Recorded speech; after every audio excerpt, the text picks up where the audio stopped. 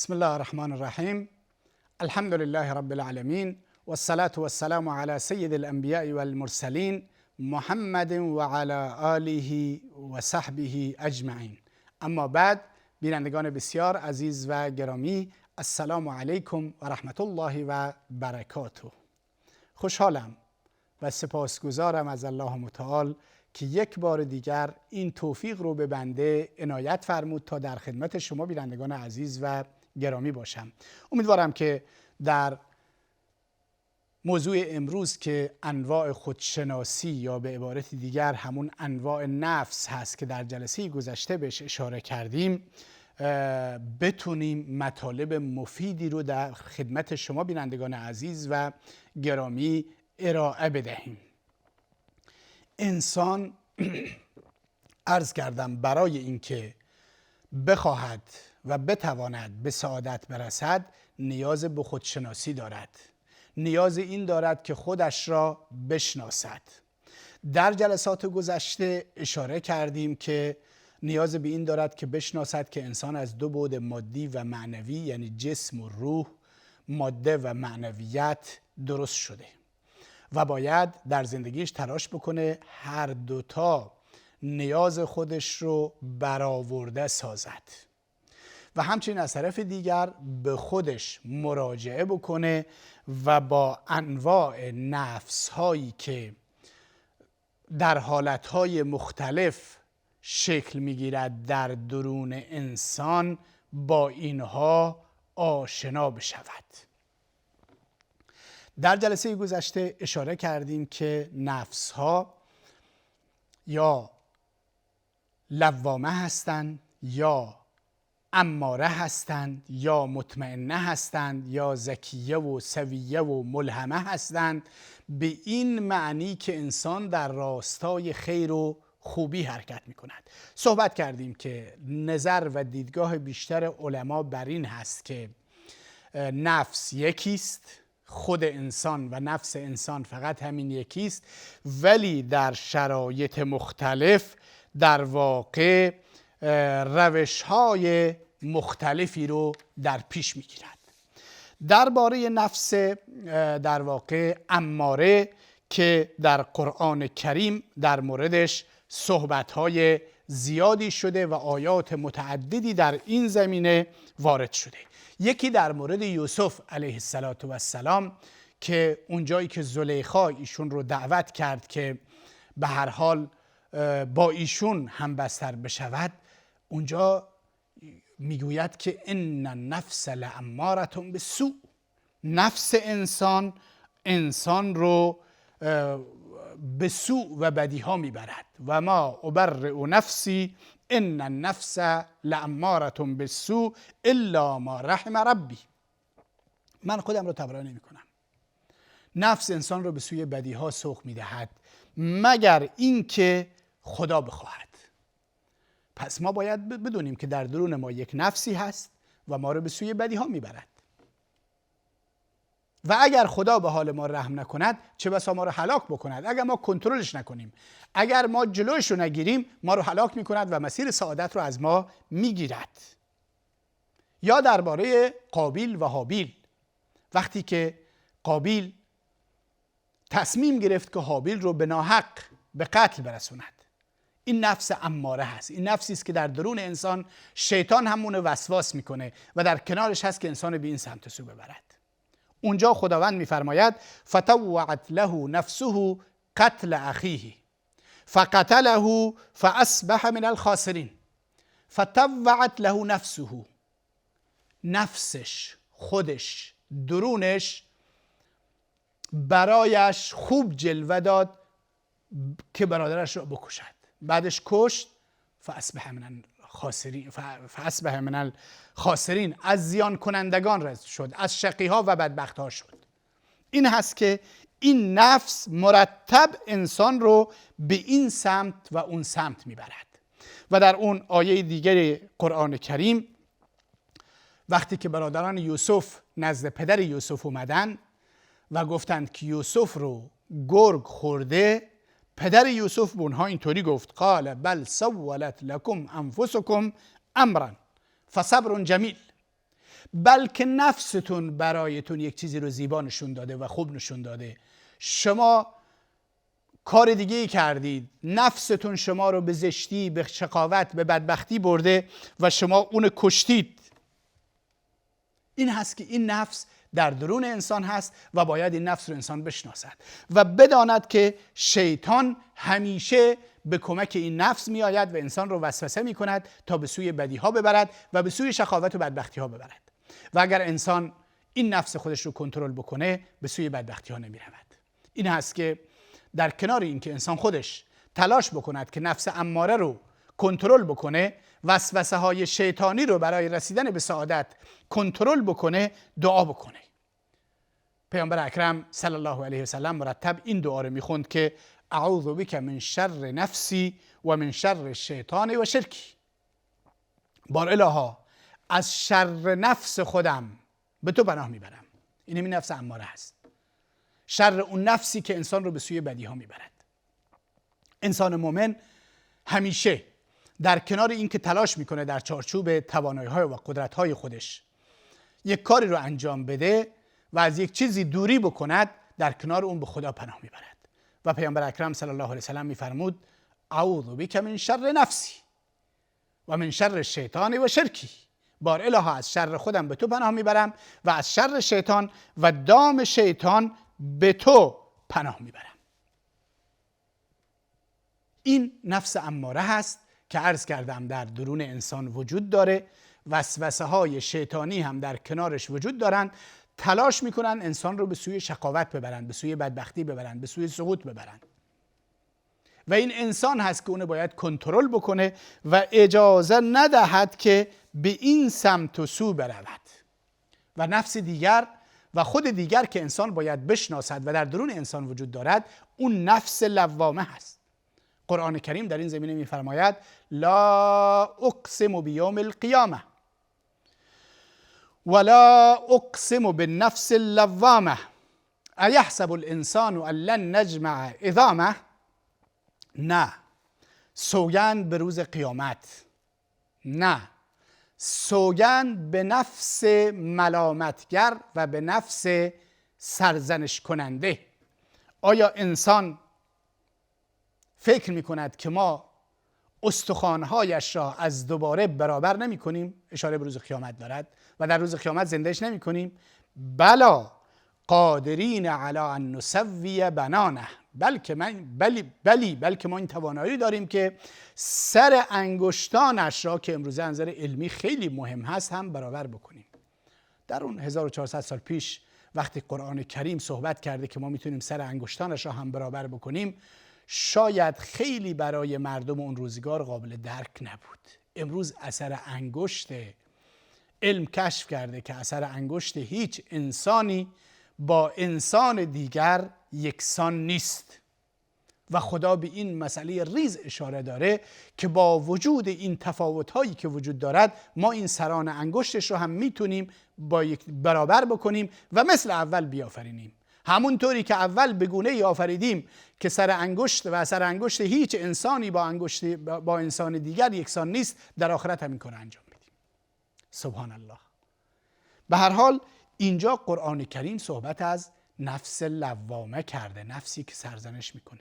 ما همه در زندگی روزمرهمون داریم که وقتی که البته اگر مسخ نشده باشه طبیعت و فطرتمون، ما در وقتی کار اشتباهی میکنیم و بدی انجام میدیم، ما این رو داریم که این نفسمون میاد ما رو سرزنش میکند، میگه خب چرا این کار انجام دادی؟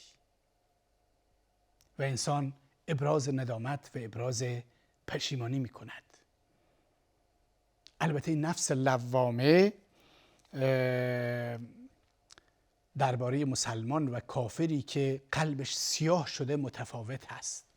نفس لوامه مؤمن انسان رو وقتی که دچار خطا میشه، دچار اشتباه میشه، دچار گناه میشه، انسان رو سرزنش میکنه که تو چرا این کار رو انجام دادی.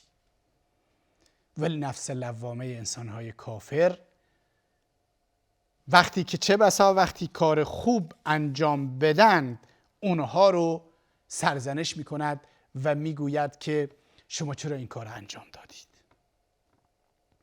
پس باید خودمون رو بشناسیم، بدونیم که اماره و شیطان ما رو به سوی بدی ها میبرن. نفس لوامه و اونطوری که در حدیث پیامبر اکرم صلی الله علیه و سلم اومدن که گفتن فرشته‌ای به انسان گماشته شده که انسان به سوی کارهای خیر سوق میده و به این سمت و سو حرکتش میده. این دوتا یعنی نفس لوامه و این فرشته انسان به سوی خیرات میبرند و انسان باید سعی بکند که نفس لوامه خودش رو در برابر نفس اماره تقویت بکند، یا به عبارت دیگر توازن بین اینها ایجاد بکند. با توجه به دو بعدی بودن انسان، مادی و معنوی بودن انسان، هم بخشی از خواهشات نفسانی رو برآورده بکند که در جلسات توضیح دادیم، غذا بخورد، آب بخورد، زندگی خوبی داشته باشد، و هم عبادات و اخلاق خوب و رفتار خوب و نیکوها داشته باشد تا به چی برسد؟ تا به نفس مطمئنه برسد، تا به آرامش برسد، تا به سعادت برسد. این است که قرآن کریم در بین این که صحبت از نفس اماره می کند و صحبت از نفس لوامه می کند، صحبت از نفس مطمئنه هم می کند که انسان به یک مرحله می رسد که مطمئن می شود، به آرامش می رسد.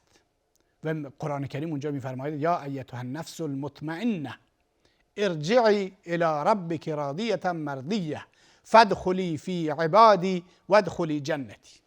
ای نفس مطمئنه